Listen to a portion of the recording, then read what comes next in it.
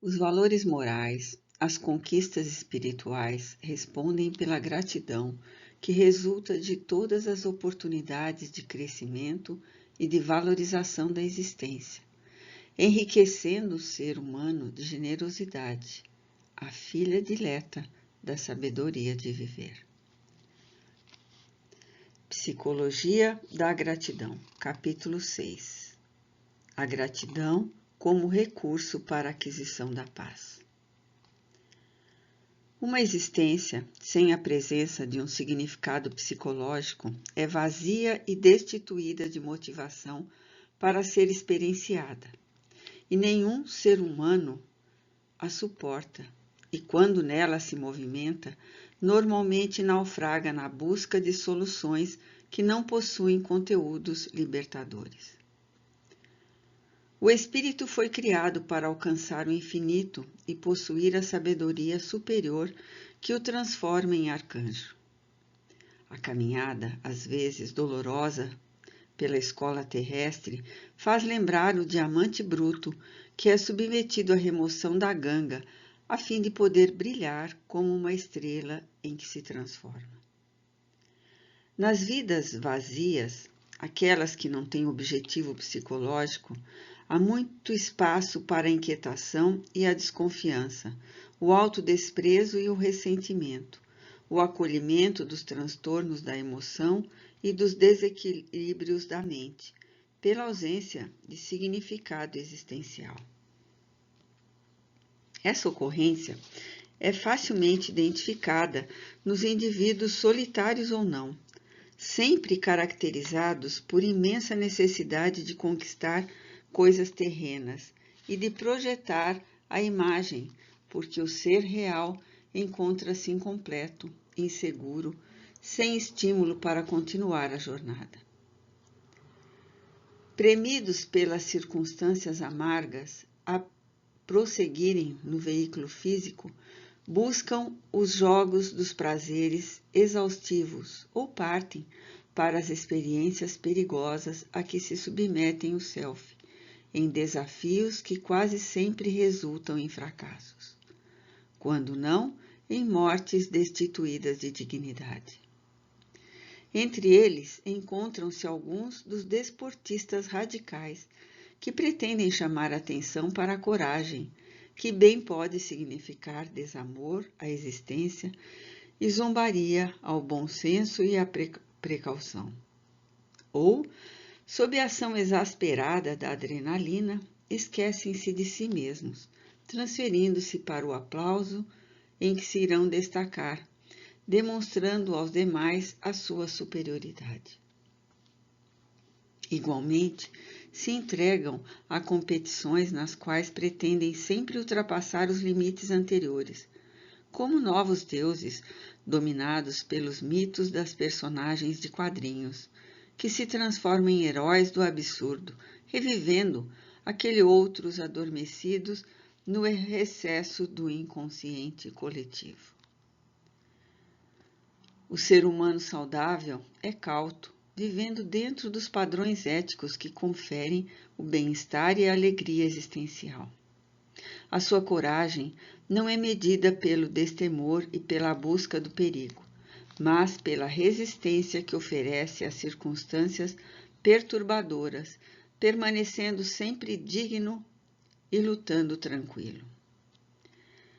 Sente-se afortunado pela harmonia de que desfruta no eixo emoção-psique e no apoio aos equipamentos físicos de que se utiliza para o crescimento interior e para a vitória sobre as heranças prejudiciais que lhe permanecem no comportamento.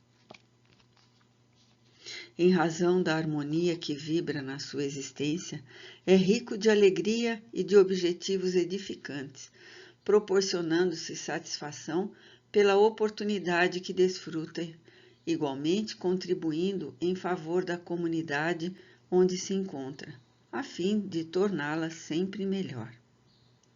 O sentimento de gratidão é-lhe uma condição natural, pois que sabe valorizar tudo quanto lhe chega, sendo abençoado pela facilidade ou mediante os sofrimentos que eventualmente o alcançam.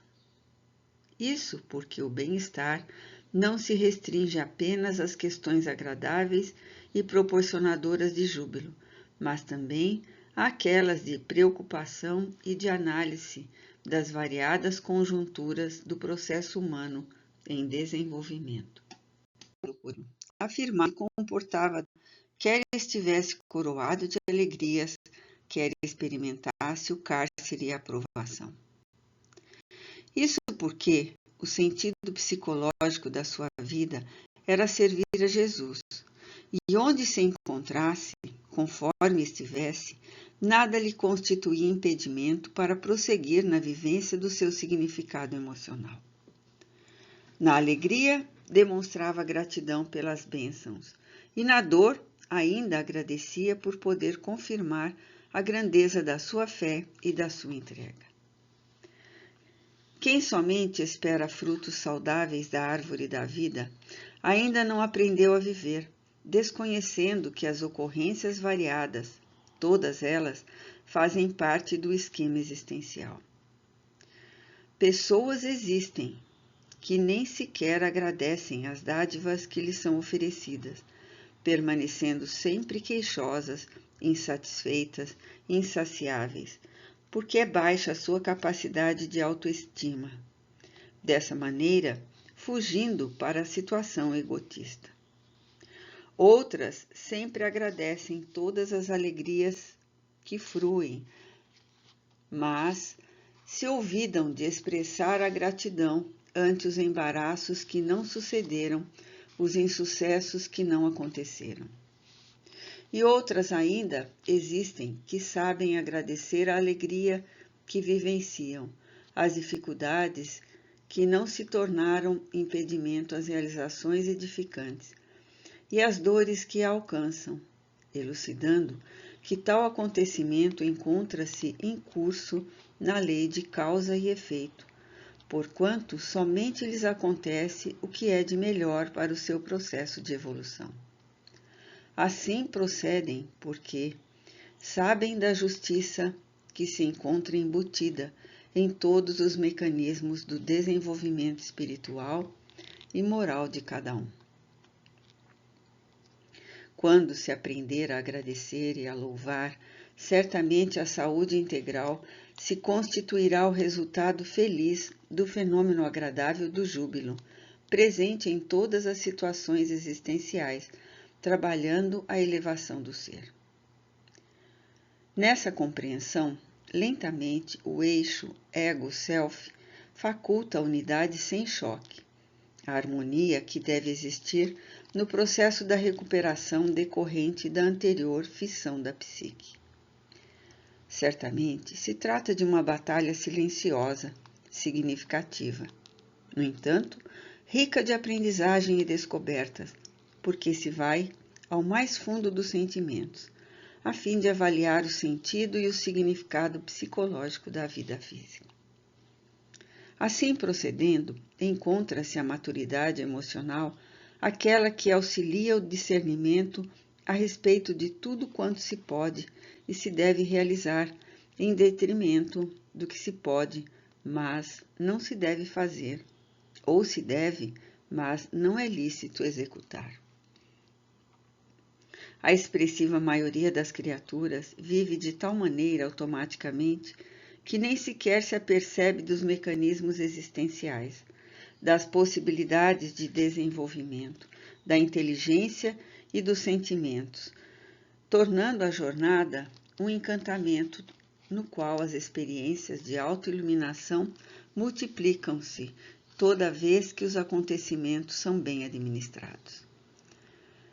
Não existem pessoas privilegiadas, nem mesmo aquelas que parecem totalmente felizes, porquanto o trânsito carnal é recurso de que se utiliza a divindade, a fim de permitir o desenvolvimento dos valores adormecidos no cerne do ser. Em consequência, deve-se viver atentamente, observando-se tudo aquilo que acontece durante a jornada humana, amealhando simpatia e solidariedade, afeição e renúncia aos impositivos do ego, na incessante busca da plenitude. Somente aquele que luta e se aprimora consegue a superação dos vícios, dos arquétipos inquietadores que procedem do passado. Viver, portanto, na Terra é uma excelente ocasião de avançar no rumo da imortalidade feliz. Heranças afligentes. Os atavismos, defluentes do processo antropossócio-psicológico, renascem no ser humano com a força dos velhos hábitos, com toda a predominância dos instintos agressivos defensivos, mutilando algumas aspirações enobrecidas e dificultando a vivência das atitudes novas, caracterizadas pela razão, pelo sentimento, pelo ideal de servir e dignificar a sociedade. Dentre esses, destaca-se muitas vezes o que diz respeito à ingratidão, num estado de primarismo do comportamento, mediante o qual, ainda se estagiando na fase do egocentrismo, não se valoriza a contribuição das demais pessoas, acreditando-se merecedor de todos os serviços, sem nenhuma obrigação retributiva, ou, pelo menos, de respeito pelo outro. A sombra é o arquétipo dominador da conduta, nessa fase de evolução psicológica do ser humano. O predomínio do instinto de conservação da vida modela o caráter humano, com tal vigor que sempre coloca o indivíduo em atitude defensiva, armando-o invariavelmente contra tudo e contra todos, mesmo quando alguém se propõe a auxiliar. Permanece a suposição falsa de que as demais criaturas são exploradoras, interesseiras, incapazes de vivenciar o afeto legítimo, mantendo sempre uma atitude, disfarçada ou não, de retirar proveito de todos os esforços empregados. Mesmo que os fatos demonstrem o contrário, há uma insegurança afetiva muito forte nesse indivíduo que considera os demais conforme os seus próprios padrões de conduta, incapaz, segundo se sente, de ser útil, de auxiliar sem colher os imediatos frutos desse procedimento. À medida que ocorre o desenvolvimento do self e diminui a predominância do ego, que passa a compreender melhor a finalidade da existência terrestre, amplia-se a capacidade de sentir amizade, de corresponder às expectativas, de contribuir em favor do bem-estar alheio, que sempre redunda em satisfação pessoal, embora não seja esse o objetivo imediato. Ocorre que toda atitude dignificante que abrange o grupo social, inicialmente, é benéfica àquele que a assume. De igual maneira, toda vez que alguém opõe obstáculo ao processo de crescimento da sociedade, padece a sua constrição inevitável, encarcerando-se nas paredes sombrias da prepotência. Em razão desses diferentes estágios evolutivos, surgiram os dominadores dos outros, os ditadores impiedosos, as classes poderosas em consequência do status econômico, os presunçosos que se acreditam superiores, iludidos pelo conceito da raça ou etnia em que renasceram no corpo, da astúcia, que é uma herança do instinto felino e não efeito da inteligência.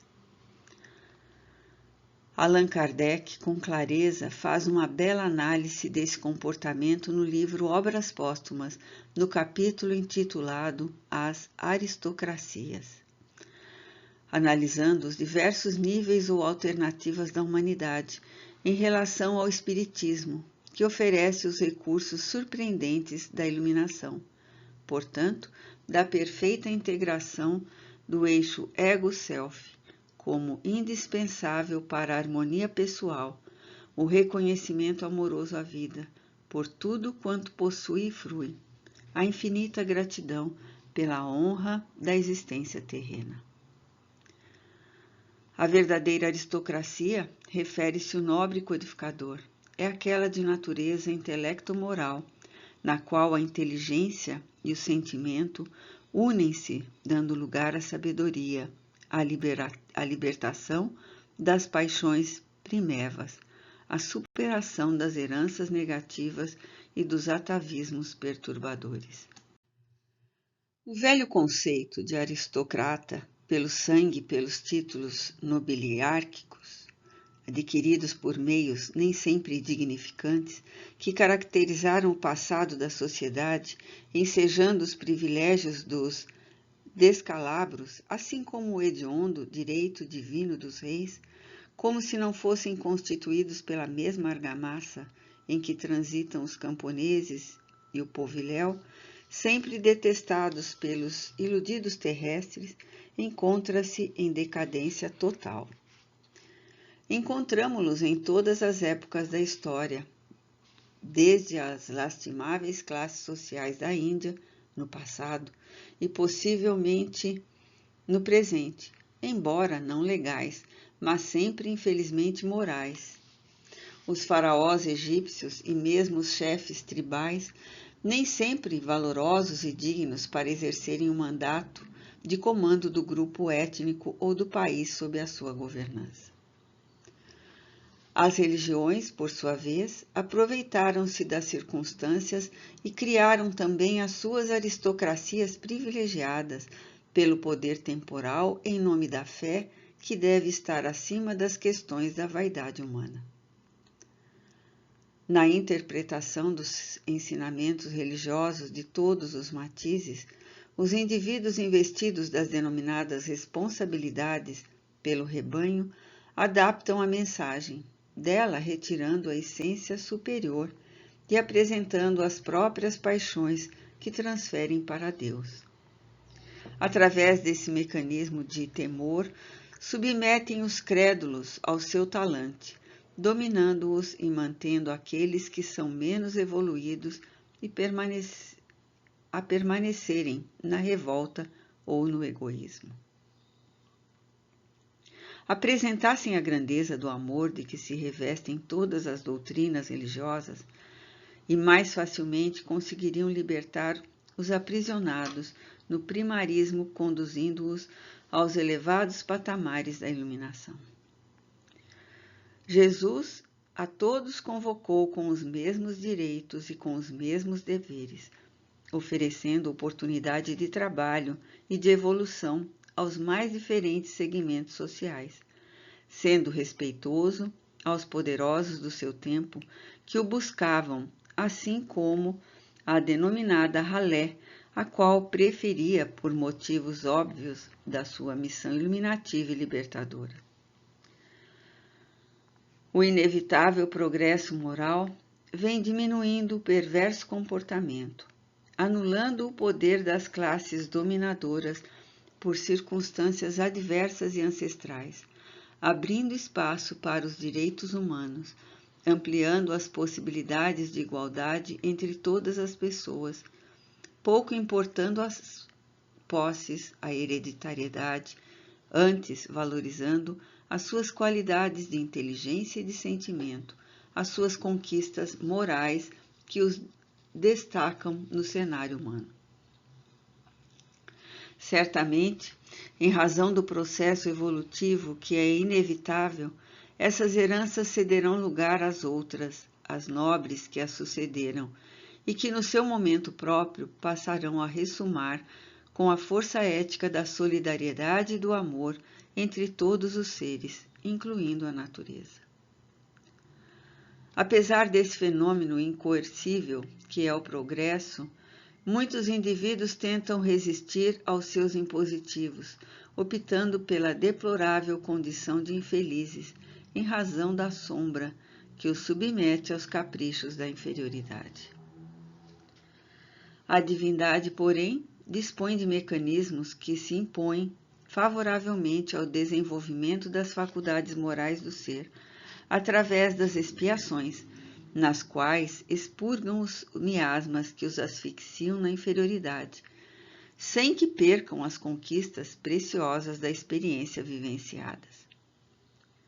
Desse modo, o processo de crescimento em relação à própria plenitude é impostergável e dele ninguém se evade, por fazer parte dos instrumentos universais do amor divino. Serão sinais demonstrativos da sua presença quando surgirem os primeiros vagidos de compaixão e de ternura, de amizade desinteressada e o desejo de retribuição, pelo menos de parte daquilo que amealha. A solidariedade é, desse modo, a maneira de expressar a alegria de viver e de desenvolver os relacionamentos que edificam os sentimentos ou os despertam quando se encontram adormecidos. A gratidão é a impressão digital do desenvolvimento intelecto-moral do espírito, que se liberta das heranças afligentes. Conflitos existenciais e fugas psicológicas. Cada pessoa experiencia as emoções que dizem respeito ao nível de consciência em que estagia, não conseguindo de um para outro momento ultrapassá-lo. Diante desse acontecimento, os conflitos existenciais e as fugas psicológicas exercem um papel determinante no seu comportamento. Os referidos conflitos são resultados de heranças ancestrais, quando foram cometidos atos que atentaram contra a ética e o bem proceder, dando lugar ao surgimento da culpa encarregada de transformar-se em aflição e desgaste do equilíbrio. Noutras vezes, surgem como decorrência do processo de desenvolvimento ético-moral, quando ainda não havia a capacidade de discernimento responsável pela censura aos comprometimentos perturbadores, sendo aceitos como naturais e, portanto, frutos da sombra que permanecia ditando as atitudes mais compatíveis com a sua natureza arquetípica. Nesse estágio, ocorrem os problemas emocionais que vergastam o ser, perturbando-lhe a capacidade de orientação e de saúde, instalando-se por longo período gerador de distúrbios que se transferem de uma para outra existência. Acostumando-se à impossibilidade de alcançar mais altos patamares de bem-estar e de harmonia, permite-se a aceitação do self, enfermiço, dominado pelo ego, em estranha vitória no campeonato da evolução. Torna-se urgente e indispensável a busca de ajuda psicoterapêutica, a fim de poder distinguir de maneira saudável o que é melhor para a conquista da alegria de viver e as diretrizes que deve adotar para conseguir vencer os obstáculos internos que se expressam ameaçadores. As batalhas mais difíceis de ser vitoriosas são aquelas que se travam nos refolhos da psique, desde o momento em que o indivíduo se propõe a alcançar as motivações para o prosseguimento da existência planetária dentro dos padrões da normalidade. Seja qual for o conflito existencial que se manifeste, a criatura aturde-se e padece a incerteza de qual é o melhor caminho para o autoencontro, passo inicial para a autoiluminação. Não pode haver um comportamento equilibrado se nos painéis da psique as informações emocionais não se encontram estabelecidas sob o comando e a inspiração dos anseios elevados e pacificadores. Toda vez quando surge um conflito que se expressa em forma de aflição e de insegurança emocional, torna-se necessário o enfrentamento lógico e frontal com este, de modo que possa libertar-se mediante o uso da razão e do ajustamento psicológico que se fazem necessários. São distúrbios dessa natureza que empurram para o vício, para a dependência de drogas aditivas, para a dissimulação e as fugas da realidade, com transferência de responsabilidade para os outros. O paciente, nesse caso, assume a atitude infeliz e acredita que tudo quanto lhe ocorre é resultado da antipatia que os outros lhe demonstram, refugiando-se nos escuros porões da comodidade, não envidando esforços para a luta que se deve ser travada, a princípio mentalmente, diluindo as desculpas e justificativas pelo estado mórbido que o possui, para logo iniciar o esforço de compartilhar das atividades no grupo social, ajustando-se e modificando a óptica de observação dos fatos. Apoiando-se, porém, no bastão da indiferença pela situação em que moureja, permanece em lamentável postura que pretende transformar em arma de acusação contra as demais pessoas. Nesses pacientes não surge o sentimento da gratidão, que é sempre espontâneo, porquanto se acreditam vítimas indefesas da sociedade, e, como efeito, agasalham ressentimento e amargura que mais os desajustam. Os conflitos existenciais fazem parte do processo de evolução, porque à medida que se vai abandonando uma faixa de experiência, conduz-se todo o material que foi armazenado, seja ele de qual conteúdo se revista. Como a aprendizagem de novos hábitos é lenta e a superação dos atavismos perturbadores exige coragem, determinação e insistência, na fase inicial da luta apresenta-se como tentativas de acerto e de erro, até que se definam as características que passam a alterar a conduta, dando lugar a novos cometimentos.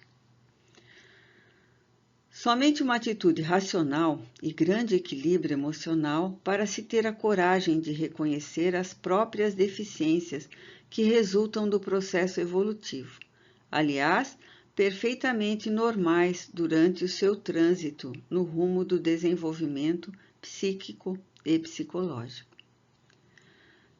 Narra-se e tornou-se muito conhecida com variações, embora com o mesmo conteúdo, a história de um monge budista que rumava na direção do monastério, acompanhado por alguns dos seus discípulos, quando, passando por uma ponte, viram um escorpião que estava sendo arrastado pela correnteza, na qual se debatia afogando-se. O monge apiedado correu pela margem do rio, introduziu a mão na água e retirou-o da morte certa. Alegre por havê-lo salvado da situação, quando o trazia para o solo, o escorpião picou-o, produzindo-lhe uma grande dor que o fez derrubá-lo novamente nas águas.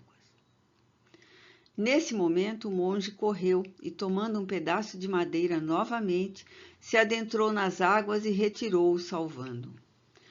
Retornou ao caminho em silêncio após o seu gesto nobre, quando um dos discípulos, surpreendido pela ocorrência, indagou: Mestre, penso que o senhor não se encontra bem.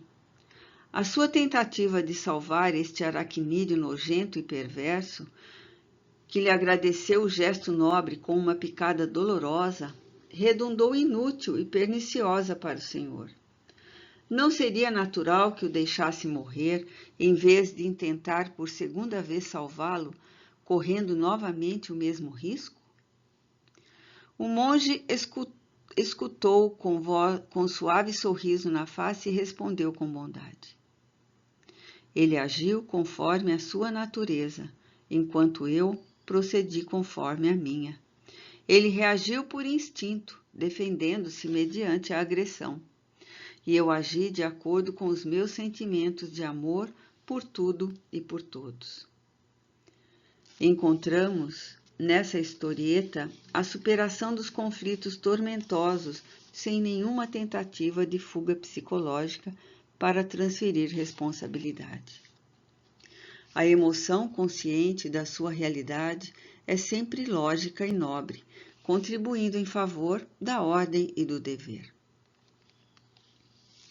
Não se excusa, não se justifica, não transfere as atividades que lhe dizem respeito para os outros, contribuindo em favor do bem onde quer que se faça necessário. Tampouco se inquieta com a ingratidão, porque reconhece que cada ser se movimenta no nível de consciência e de discernimento que lhe é próprio. Existem aqueles que, por um bom período da vida, somente esperam receber, fruir, desfrutar dos favores de todos, sem um mínimo compromisso com a retribuição ou com o bem-estar geral.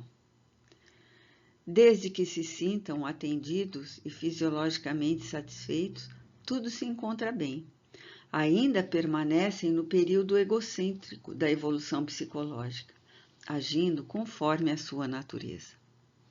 A ingratidão é-lhes uma característica definidora do comportamento, fazendo que sempre exijam e projetando a imagem de que as demais pessoas estão equivocadas quando não fogem para a postura do martírio, a fim de inspirarem compaixão, provocando conflitos de culpa nos demais.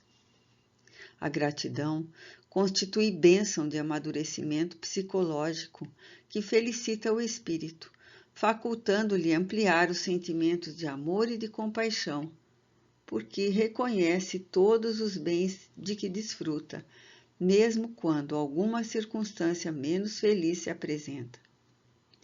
Não se expressa apenas quando tudo transcorre bem e comodamente, mas especialmente quando o testemunho e a dor se apresentam convidando à reflexão.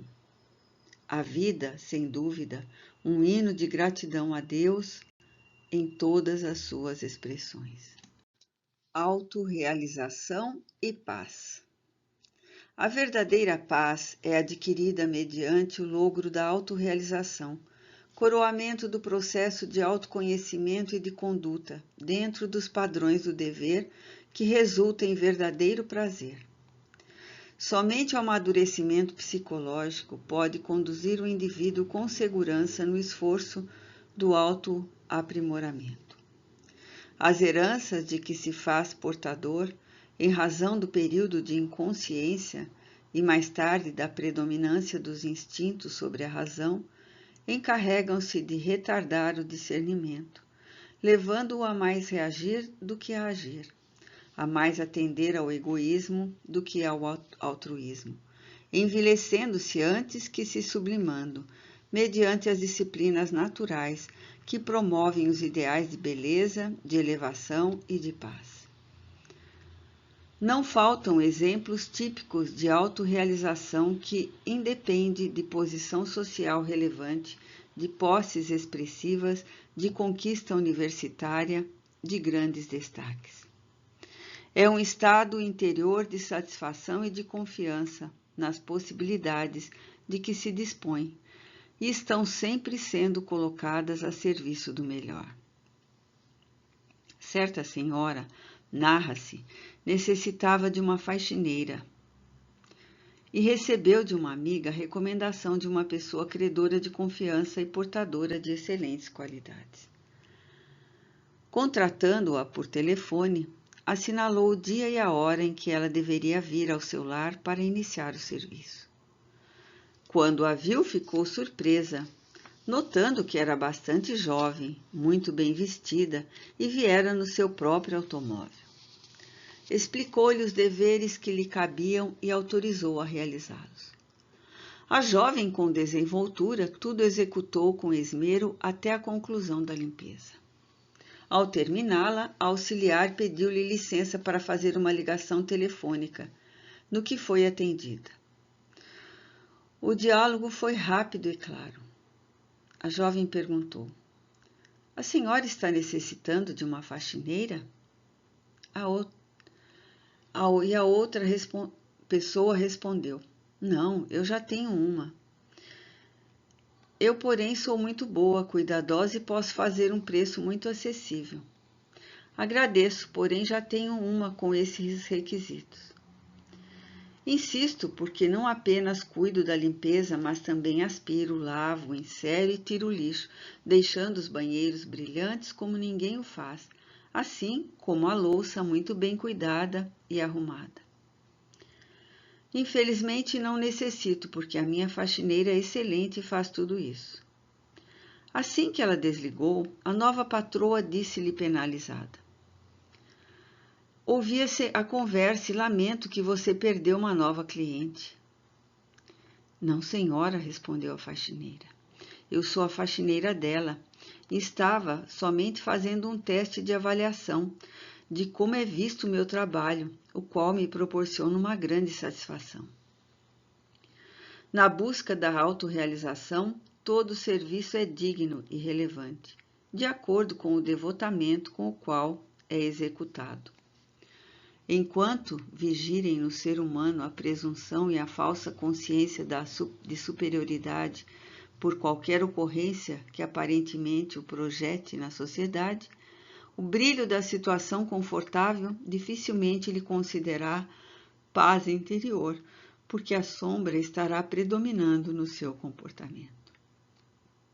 Quando não se é capaz de reconhecer a transitoriedade das circunstâncias e a fragilidade orgânica na qual o espírito viaja no processo evolutivo, os conflitos estabelecem-se, apresentando-se disfarçados de falsos triunfos e de preconceitos mórbidos.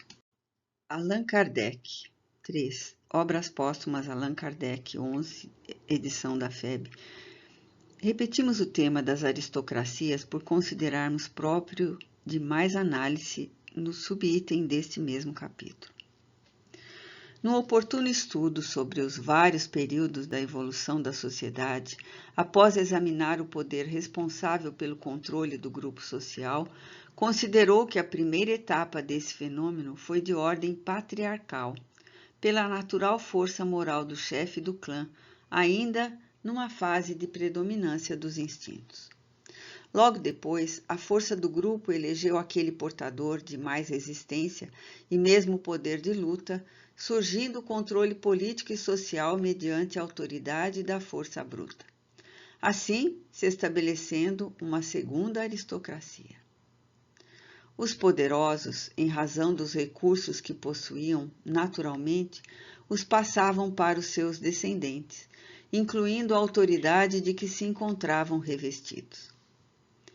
Normalmente, os débeis sempre se deixam conduzir por esses mais audaciosos, submetendo-se aos que sucedem aos transitórios governantes, dando surgimento a uma terceira classe, que foi denominada como aristocracia do nascimento. As ambições e desmandos disso decorrentes culminaram no direito divino dos reis, tornando-os respeitados e temidos. Se nos recordamos de Júlio César, por exemplo, o grande conquistador e extraordinário escritor latino, observamos que a sua obsessão pelo poder fez que se autoproclamasse como Augusto, portanto divino, apesar de sua fragilidade orgânica e dos seus conflitos de vária ordem, que transmitiria o título a outros títeres, não menos insanos, do fabuloso Império Romano. A evolução cultural e ética da sociedade, a pouco e pouco, desmontou a arbitrária máquina do poder aristocrático do berço, demonstrando que, em todas as classes, o ser humano pode atingir culminâncias, tornando-se digno e poderoso mediante o esforço e o conhecimento, nascendo então a potência do dinheiro, porquanto através dele se podem conseguir servidores, áulicos, bajuladores, soldados, ao lado das coisas que satisfazem as necessidades emocionais e os tormentos psicológicos. Logo se manifestaram os valores defluentes da inteligência, do idealismo, que removeram tronos e retiraram os dominadores perversos, abrindo espaços para uma nova aristocracia, que se tornaria resultado da união da inteligência e da moralidade, surgindo aquela que ficou denominada pelo codificador do espiritismo com a intelecto moral. Essa condição, na qual se reúnem os legítimos valores da evolução, naturalmente conduz à autorrealização e, em consequência, à paz. As grandiosas aquisições das leis que já fomentam o respeito pelos direitos do próximo atestam o desenvolvimento da sociedade que avança na direção da plenificação dos seus membros. Certamente, ainda predominam povos na atualidade que se encontram sob a governança infeliz de títeres violentos que estabelecem suas próprias leis e tornam legais o crime hediondo, o furto e o roubo por eles perpetrados, a perseguição infeliz aos inimigos, as raças e etnias que denominam como inferiores. Por mais, no entanto, que se detenham no poder, conforme a história tem demonstrado, passam deixando a sua marca de selvageria, que fica apagada ante os novos condutores dos destinos daqueles mesmos povos, antes submetidos à crueldade, então avançando no rumo das conquistas éticas da civilização que nunca para. As guerras, que são decorrência da usura e da presunção desses infelizes pigmeus que se acreditam gigantes, logo cessam com o saldo terrível de sofrimentos que são impostos, e a consciência social, que renasce, abomina aqueles abutres humanos, ambicionando pela paz e pela solidariedade, com todas as demais culturas e valores humanos respeitados. Tal ocorrência, assim, tem lugar porque a marcha do progresso é ascendente, e ninguém força alguma pode deter, embora ainda permaneçam alguns bolsões de ignorância e de atraso moral, que o amor e o conhecimento conseguirão iluminar no momento próprio, que nunca tarda.